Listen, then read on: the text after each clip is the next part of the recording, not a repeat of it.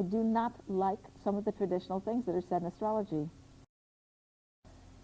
Now, another basic part of my belief system is that all 12 sides of life, as we conceptualize it in astrology, are good.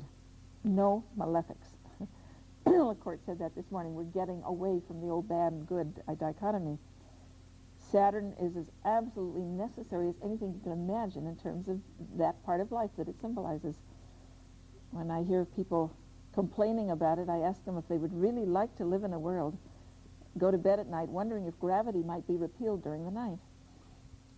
Because Saturn symbolizes the fact that this is a world of law, that it has certain regularities in it. If you do this, this is what will happen, and you can count on it. That's the way it operates. It's the natural law, cultural regulations. You drive on the right side of the street over here, and you go to England, you drive on the left side of the street. If you know that and you observe the law, there's no problem with Saturn or any other form of letter 10. But if you are ignoring the law, you're ignorant of the law, you think you're bigger than the law, you think you can run away from the law, then you're in trouble. The law will come and get you. So each of the 12 sides of life is basically good and necessary. The problems mainly come in because they do conflict with each other. Inherently, by their nature, there is conflict. And we see this very clearly in astrology in the so-called grand crosses of the zodiac, whether they're said by planets or by signs or by houses. These are different parts of life which by their nature are in conflict, and that simply means you cannot do them at the same time to their fullest extent. It is impossible. If you're going to do Aries to its fullest extent, you're going to be totally concerned with your own will and not care what happens to anyone else. And if you're going to do Libra to its total extent, you're going to be totally concerned with how someone else is doing and adjusting constantly and adapting your actions to someone else's actions and doing it together. Whether it's a cooperation or a conflict, it's together. So Aries is alone, personal pure will alone, and Libra is together with someone else. There is a natural conflict there, and yet they need each other. In all cases, these supposed conflicts, these real conflicts, are also complementary if they are worked out properly, so that we have we work them out by having either the ability to take turns with them or to stay in the middle in a compromise position. Mostly the compromise position works the best, a little bit of both.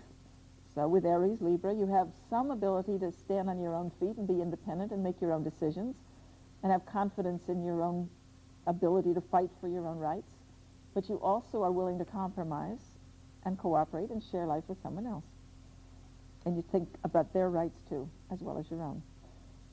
So that is, in a nutshell for me, the essence of what we're dealing with here.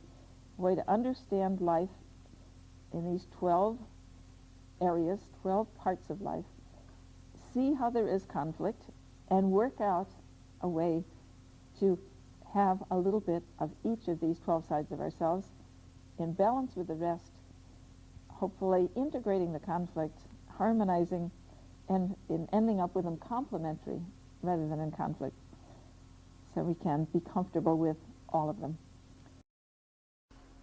Everybody has some of all 12, and we have to do a kind of juggling act to make room in our life for all 12, because anything we deny, anything totally blocked, denied, is going to make trouble for us. We have to be a whole person eventually. And the problem for most of us is there are real conflicts between some of these different sides of life. So if we do some of them to their fullest extent, there are others we can't do at the same time. Two solutions to that are either to take turns with these different desires, do them alternately, or we can stay in the middle and have a little bit of several. Those are both good solutions. Compromise in most cases works a little bit the best, so we do a little bit of several. But if we want to be all out, if we want to specialize, if we want to be outstanding in any area, then for the moment we have to neglect other things. We can't do it all at once to its fullest extent. It's just not possible. So that's the juggling act of life. And astrology just helps us to see in our basic nature what's more important, and also where our conflicts are. They will show in the chart where our harmonies are, that are talents to be carried further. And then the timing as we go on through life, it helps us to see at which times we're facing certain issues in our life, certain areas of life that we have to handle. And what we do with that obviously is up to us. Chart does not give us the details of the life. That they depend on what we do. But it does show the driving psychological principles that are behind our actions. So, another way to say it is, it doesn't show us what will happen, it shows us why in terms of our own nature, and when in terms of the timing of having to face the different issues. And none of these by themselves are good or bad. It's what we do with them. No, it just seems stronger. But it's than more I of a understood challenge. before, yeah. It's more of a challenge. And this really will point out, as we go further with this, the folly of the exaltations. Because Mars in Capricorn is a natural square. Saturn in Libra is a natural square. Jupiter in Cancer is a natural quincunx. Venus in Pisces is a nice sextile to Taurus, but a quincunx to Libra. The thing is, I think the whole concept is an error. That anything is automatically good or bad is wrong. Everything is what we do with it. And when you see a Venus in a sign like that, you don't really know as you talk to the person whether they're using it from a Taurus aspect or the Libra aspect. That's right.